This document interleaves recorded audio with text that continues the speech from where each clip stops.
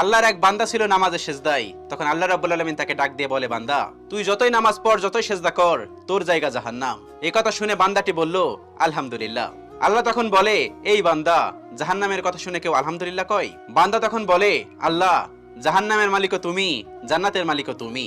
তুমি আল্লাহ খুশি হয়ে যদি আমাকে জাহান্নামও দাও, তাও আমার আপত্তি করার কোনো অধিকার নেই। আল্লাহ তখন বলেন, বান্দা, জাহান্নামে গেলে তুই পুড়ে যাবি, তোর খুব কষ্ট হবে।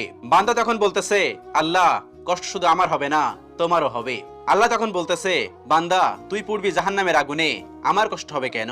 বান্দা তখন বলে, আল্লাহ, কোনো মায়ের কোল থেকে যদি কোনো বাচ্চা পানিতে পড়ে যায়, তাহলে কোনো মাই দূরে দাঁড়িয়ে থাকতে পারে না, দৌড়ে গিয়ে বাচ্চাকে কোলে নেয়।